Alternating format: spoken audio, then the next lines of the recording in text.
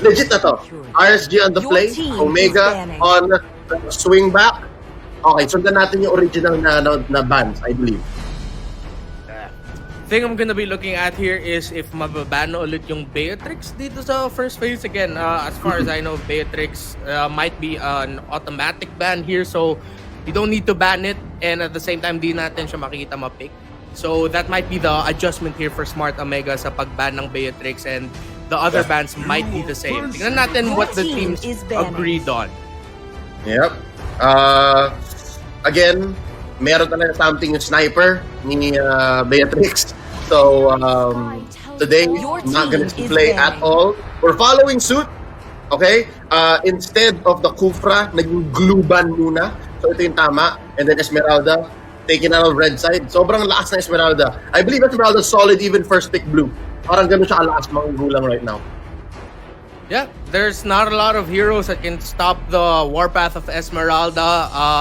A team up against an Esmeralda, they just have to really do their best to either give her a hard time in the early game, i-gank nyo siya sa lane niya, make sure she gets 2 early deaths so you can stop her flow. But then at the same time, Esmeralda also has that ability to come back in the mid game if you give her a bad early game. So in terms of solid picks, yun talaga si Esmeralda. Parang sobrang EFAS na first pick na mahirap magkamali. EFAS Esmeralda. That's essentially what she is. Even on the red side, no? Ma-first face mo siya, solid na solid yan. So, that being said, I believe that's Edith. That is a better ban overall. Nagtataka ako nung kaninang first original ban, eh. Bakit hindi siya, first original draft, bakit hindi siya lumabas first phase? So, now, I believe first pick, we got the Paquito. Paquito, most likely will be a jungle Paquito. We have Jonard Cedric Caranto, we know him as Demon Kite on the table here for RSG Philippines. That's one of his signature picks in the jungle. Pero sa Smart Omega, sabi nila, okay, wala yung Esmeralda. We're gonna get the second or one of the top 3 options right now in the XP lane, that Uranus. Kung walang sagot dito ang RSG, maging problema siya sa split pushing, and then at the same time, it's gonna be a presence you'll have a hard time taking down, and they also pick up the Lancelot. That's gonna be their jungle pick. Ganito kaagang Uranus, hindi ko alam kung mag-agree ako dito. I mean, napakaganda na ipinakita ng hero na to nung ating recent World Championships. But not this early on, lalo na kung kaharap mo yung RSG na kilala natin, kahit na medyo bago lineup nila going into this national team selection tournament, is napaka-action Jackson na team. They really look for those team fights. So, ewan ko lang kung ganito ka, how do I say, passive hero, it is a good pick. RSG on the swing back, they pick up the Cho and the Kagura. Again, very fast. Yeah, fast-paced, having the Cho on the table. It could also still go into the side lane, pero good chance na magiging roam pick to para sa RSG Philippines. Now for the Kagura, you get that burst magic damage that you need. Something that you'll need in the mid to the late game pag makunat na yung Uranus na to. Pero para sa Smart Omega, I like the answer here. They also go for the Brody. So the Brody and the Uranus together in the same team, that's gonna be a problem for your towers. Kung hindi maalagaan ng RSG Philippines yung mga tore nila sa side lanes, we know Brody can take down towers really fast. We also know can be a difficult target to take down. He can buy time.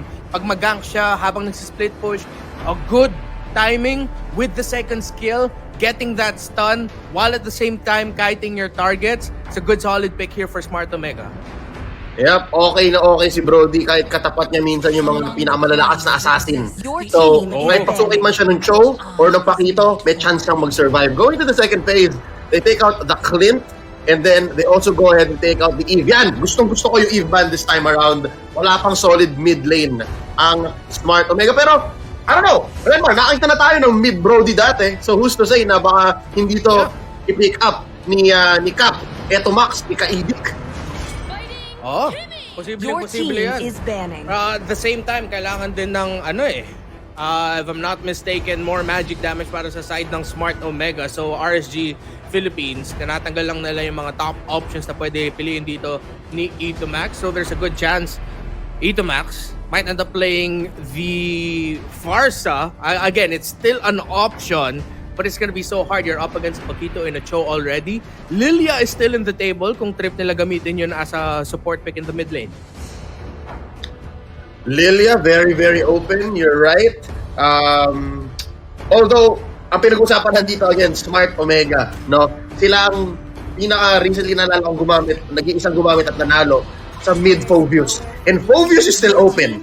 So baka pwede pa gamitin ng Omega yon. Yeah. Right now, RSG Philippines taking out also the top picks. Yeah, they can go for the roam for Joshua Mangilog. We also know him as Shaq. No? Pero sabi ng Smart Omega, okay, sige, tanggalin niyo yung mga alam natin na meta, quote-unquote meta picks. Gagamitin namin ni Nana, which I love this pick. That Molina Smooch, yung second skill niya, yung magiging stop toy ka, mahinto din yung show, mahinto mo yung pakito pag gusto nila lumapit. And hindi siya pwedeng i-purify ng isang Kagura, if I'm not mistaken. Walang cleanse yun. Kasi naging stop toy ka eh. Oo. Ibang label yung ability niya, so you won't be able to purify that. Ibang status. Sa RSG Philippines though, okay, Popol and Coop, ang narinig ko na pick, so that's gonna be their gold laner kasi yung Smart Omega, tinanggal nila kanina yung Clint at saka yung Kimmy, and they also decide to pick up the Ruby. So Popol and Koopa, gold laner nila, they have the Paquito in the jungle, Ruby for the XP lane. It's a solid lineup for RSG Philippines. I like the Ruby pick because kailangan din mag-ingat sa timing dito. Ang Lancelot and pre, ito sinasabi ko dati sa live, they pick up a Minsitar pick and this is gonna be their roamer. Wow! There's only, you know what? Isa lang naman ang roamer ng Omega sa araw na ito, sa tournament na ito, at yan si Manghilog, si Chuck Mamba. So, isa na namang aspeto, isa na namang evolusyon para kay Chuck Mamba na magpakita dito sa atin ng Minsitar na napaka-interesting nga naman ng kit. Men, paano papasok dito yung mga heroes ng RSG Philippines? Paano tatapatan to? Ni Light, ni Katipon, no, na bagong salta sa RSG Philippines. Because if I'm not mistaken, nakasub ngayon si Mr. Fundamental. Nakasub ngayon si Heath. Yeah, it's gonna be Light in the roam position for RSG Philippines. Para sa RSG, they really need to time their ability uses very, very well. Isang lapag lang ng King's Calling ng Minsitar, yung mga dashes meron ng RSG Philippines, the Paquito, the Cho, even the Ruby, the slight jumps that she does a little bit, if I'm not mistaken, might actually be stopped by the King's Calling. So hindi makakakembot-kembot si Ruby masyado. Ganun siya, Ayaw gumalaw. Guys, ayaw. Okay, interesting. In one pick, in that last pick on red, Omega somehow maybe has cornered RSG Philippines. Pero tingnan natin, nabanggit din natin na medyo mabagal ang gagawin nila dito. Medyo one at a time ang targeting nila. Kasi kahit yung Minsitar, di ba? Yung hook niya, yung kila ng Minsitar is one target. Yung smooch, isang target lang din yun. Yung stun ng Brody, isa lang yun. So, let's see, baka step by step ang laro ng Omega dito, while RSG Philippines, gawin pa rin nila yung standard nila, yung approach nila na collapse, yung 5-man collapse, tapos saka humanap, saka gumalaw. Yeah. And RSG Philippines actually, they have to set their eyes a little bit more on the towers. Oo, alam natin yung RSG Philippines, yung parang death ball nila na once that 4 minutes is up, first 4 minutes, once that first turtle is up, alam mo, maghahanap sila ng team fight. Having a high impact jungler katulad ni Paquito means you get a lot of damage. So whoever will be rotating as 3 or 4, RSG Philippines, maghahanap lang sila ng target. They'll be able to get a kill. They might go invade or they might go focus on one lane and force a tower push. That's a signature RSG playstyle. So sinagot dito ng Smart Omega is, okay, kung ganun kayo, kilala din na kami para sa mga team fights namin kung paano kami balagbag lumaban talaga. So, we're gonna draft a lineup that will give your lineup a hard time, which on paper it looks like Smart Omega was able to do just that. Pero kahit sa papeles, maganda yung lineup dito ng Smart Omega, RSG Philippines, they will be able to play around that. Maayos lang ng timing ng mga abilities nila. Hanapin lang nila yung King's Calling, where the Minsitar is, where the Molina Smooch is.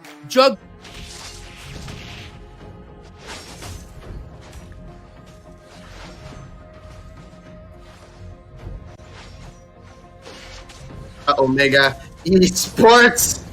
Pasok na tayo dito. Binabandihan lang ni Mangilog, mananakaw ba? Hindi. Secured pa rin dito ni Ryzen. That Lancelot. We'll start calling him Sumagi. Yeah. At Now, party lang. Trinay bilisan ng RSG Philippines pero may sagot ang Omega.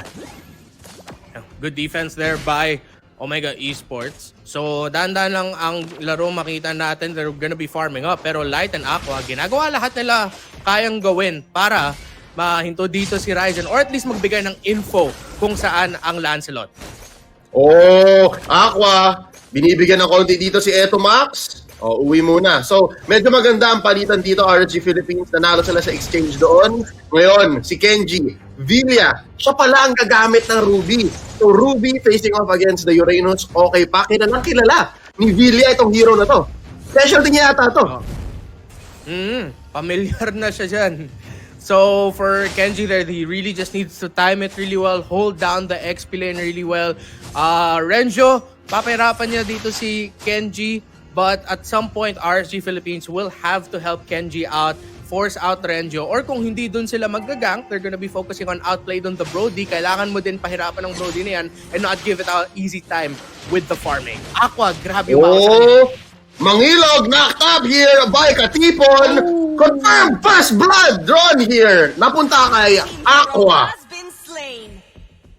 Pero trade pa nga maging double kill para kay Aqua doon, but it was Itomax who was able to get away. Pero walang tank dito ang Omega Esports. So si Renjo magsasub sa Turtle Pit para Red team hero has been slain.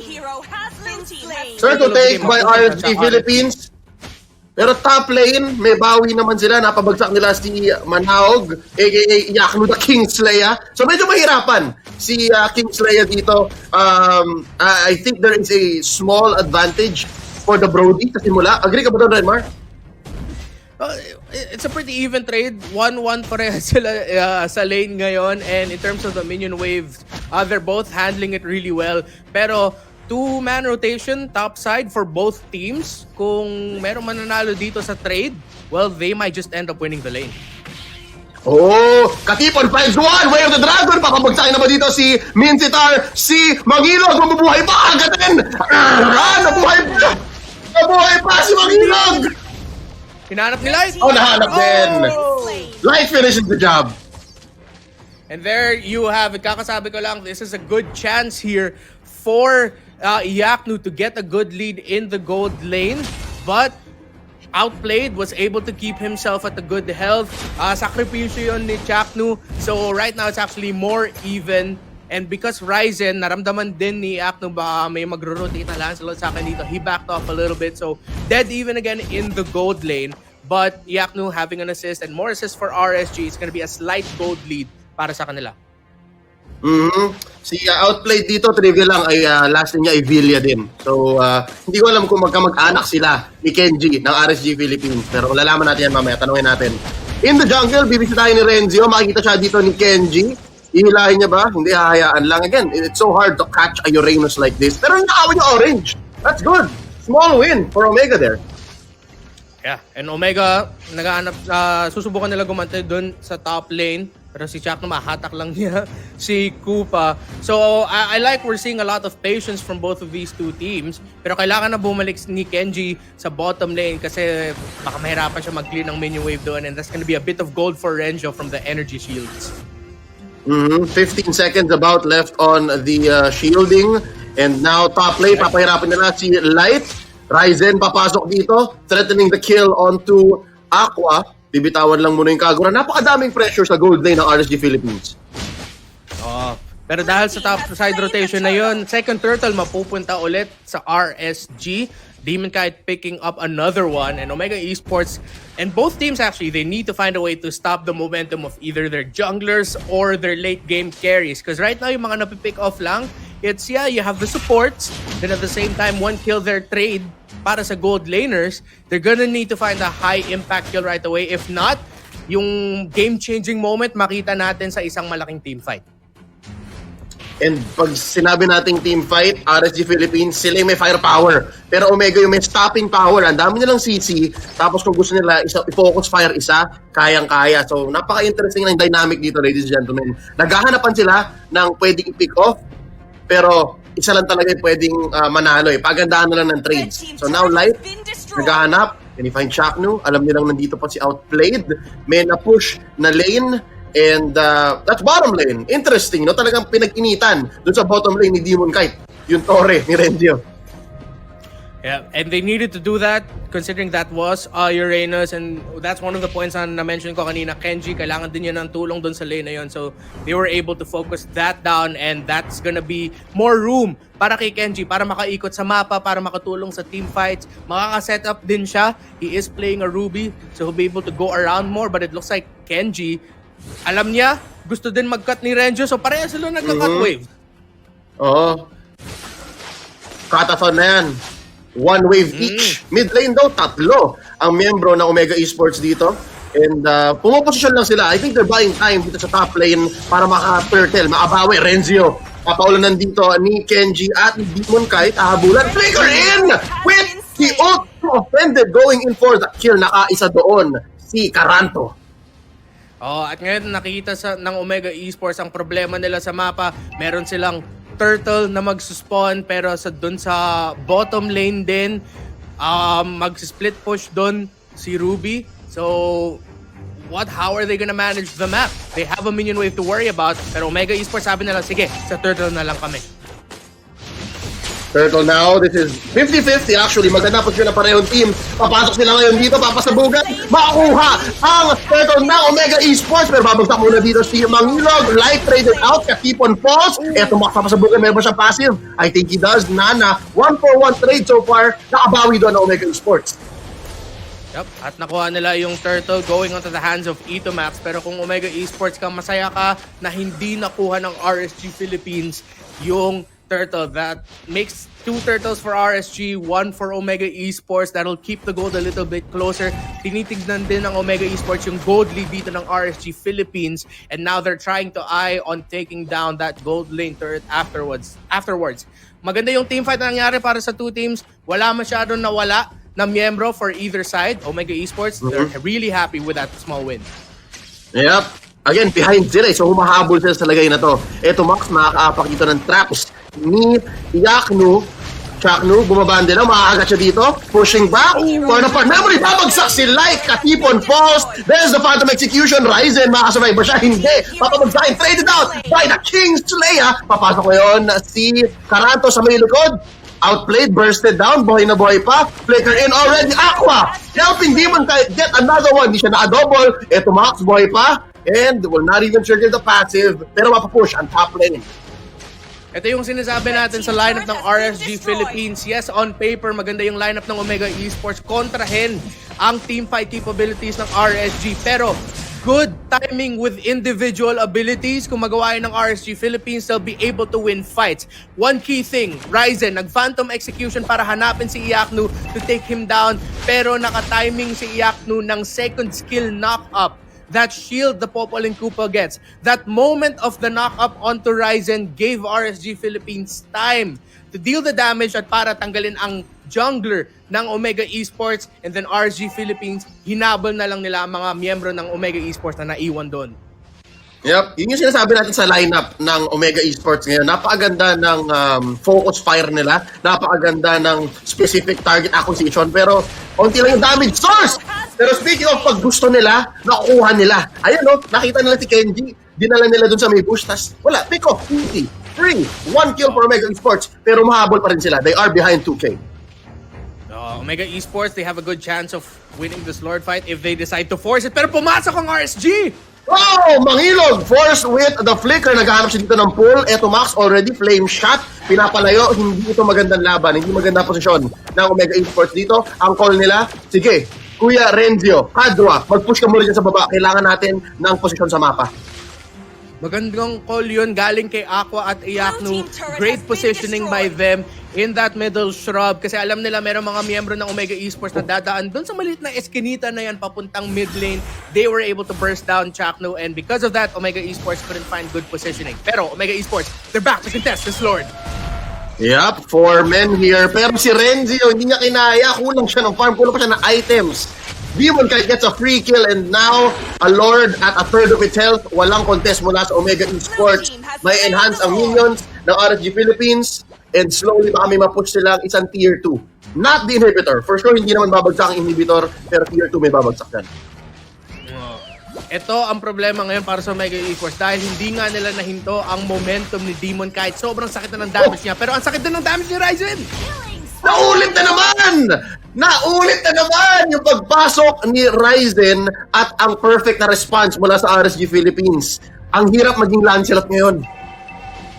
Iaknu, great timing again, great sidestep, and great response by Aqua, RSG Philippines. Minamata nila yung Torres sa top lane ng Omega Esports. Pero buang may laban ng Omega Esports. They want to do more than just defend. They want to pick off Light. Katipon caught in the orange buff nest. And there it is! Kill by Chaklu. Mangilog taken one. Di man lang pinatapos si outplayed ng Torn Apart Memory. Bumagsak na ang bottom lane turret. Pinatid ni Demon Kite yung Lord sa bottom lane. Pero tinuha natin dito ngayon, yung wave ay sumabog na. Lord gonna fall in the inhibitor turret down bottom lane. May pangalawang babagsak na turret sa mid. Pero ito ang umahabol pa. Omega Esports, they want more. Hindi pa ready ang kanilang engagement kit. Okay pa. I think Omega Esports, not to pick a fight right now. 5K ahead ang RSG. Sobrang laki ng lead ngayon ng RSG Philippines and Omega Esports. Kahit ang RSG mag-initiate ng mga team fights, Omega Esports will have a hard time countering. Chaknu will need to get key pick-offs there with the Spear of Glory. Mahinto mo lang yung momentum ng RSG Philippines or in help Omega Esports initiate. Itomax din yung Molina Blitz ultimate niya. Kailangan niya matimingan na maayos at maganda din yung positioning to stun the members of RSG Philippines to give time for Ryzen and Outplayed to deal the damage. At this point in the game, si Renjo magagawa lang niya talaga dito. Of course, as the Uranus, just try to split push and then at the same time, magiging sponge ka na lang para sa damage ng RSG. Yep. So, it's the first part. I think that's more correct, Renmar. Pero ang ganda na sinabi mo, sobrang agree ako na yung hila ni Chaknu, yung hila ni Mangilog ang mas importante kasi in this 13-minute game, hindi pa tayo nakakita ni isa na malupit na King's Calling. Never pang na-trap yung RSG Philippines na ganun. So, that's one thing that Omega Esports has to do. Kung magawa nila siguro yun, mas liliit tong gold lead. 5K gold lead, RSG Philippines, sobrang taas pa in terms of the items. On the way to the Antiquitas pa, dito si Renjo. Highest gold in the team for Mega Esports, Outplayed. Meron na siyang Malefic Roar along with the Blade of Despair and the Blade of the Heptasis. So, masakit naman talaga ngayon ang damage ng Brody. He just needs to hit that level 15 kasi ang dami na ding armor sa RSG. Oh! I'm offended! Sinulan dito si Mangilog! The Mamba falls! Pinabagsak ni Aqua. So, easy pick off there. They'll convert straight into a Luminous Lord. Pero ito, nag-iisip yata sila. Wala pa yata sa mapa. Cannot. Kailangan pa nila ipapush yung minion wave doon sa bottom lane a little bit more. Pero andito na si Demon Kai, so umpisa na ng RSG Philippines. Mega Esports, mahirapan talaga sila dito mag-contest. Ang bilis mabawasan yung health ng Lord dito. Ang taas na ng damage ng RSG Philippines. And what I have to say about RSG, ang ganda ng mga counter engages na pull off nila. And Kenji, Aqua, big parts of those counter-engage. Grabe yung pag-timing nila at pag-respond nila sa mga engagements ginagawa ng Omega Esports. Tama yung mga sinusubukan ng Omega Esports. Ready lang talaga sumagot ang RSG Philippines. And ngayon, play safe ang Omega Esports. Naghahanap sila ng bush na baka may nakatambay. And tama naman, kasi RSG Philippines, makita natin ngayon, nakaspread sila. Open sila kasi nga sobrang lamang nila. They even win the vision game dahil sa traps ng Popol and Koopa. And right now, they're gonna start choking Omega Esports. Kukunin nila ng purple. Si Ryzen, kawawa, ang hirap. Kanina sinabi ko, mga what? 6-7 minutes ago, ang hirap may Lancelot. Mas lalo ngayon. Pag wala kang purple buff, pag yung mga kalaban mo nandun na sa jungle mo, sila na nagpa-farm ng jungle mo, ang hirap nga talaga dito. At tignan natin kung kaya ng Omega Esports depensahan to. Nasabi ko na kanina ang kailangan nila gawin, tignan lang natin kung magagawa nga nila o baka magkamali ang RSG Philippines. Actually, yun ang isang inaantay na Omega Esports, magkamali ang RSG. Pero so far, tama ang call ng team na ito. Tama yung pressure nila na nilalagay. Iniwan yung Lord sa bot. Mid naman magiging target nila ngayon. Napaulan na ng skills ang wave. And they're gonna pressure both at the same time. Maganda ang flow ng RSG Philippines. And right now, oh, look at the damage! Placed down on Mamba. Takno cannot put a good pull, cannot get a good pull. And there's ton of our memory shut down on to Kenji Villafors. So, bawas ng isa. For the first time in a while, nakala mga Omega Esports, pero naubusan sila ng Torres sa top lane. Was that worth it? The Ruby for the inhibitor up top. Oo, inhibitor yun na wala doon sa Omega Esports. Kenji, makaka-respond naman yan. Yung mga Torre, hindi yan nagre-respond. So, and of course, that is an inhibitor turret as well. So, that's a big win for RSG Philippines. Pero Omega Esports, muntika nang maging, baka ma-wipe out pa nga sila dun eh. Dahil si Aqua, nakabato siya ng magandang ultimate. But Omega Esports were able to respond well. Hindi ko alam kung naging miscomments sa side ng RSG Philippines or they decided na okay, dito tayo sa pader, sa labas tayo, hindi sila pumasok. Oh! Kung na-pick off nyo, si Kenji, kami naman, double kill Renzo falls alongside the Mamba na na-position doon off kilter, nahila lang paloob doon sa RSG death ball. Ryzen tumatakbo na. Outplayed yun namin yung second skill ng Brody para maka-dash through doon sa may purple buff. And just like that, yung onting lead ng Omega Esports na nakuha nila para makabawi ay nawala na naman muli. Sobrang bilis bumaliktad ng larong ito. Mapupush nila at matatake down ang mid lane inhibitor. Plus, one more. Eto Max, napap ang passive. Down goes outplayed na shutdown ng King Slayer. Shutdown at Iyakno pero tapos na huli na. Hindi kaya dumepensa ni Kaidik. And that's game 1 going over to RSG Philippines.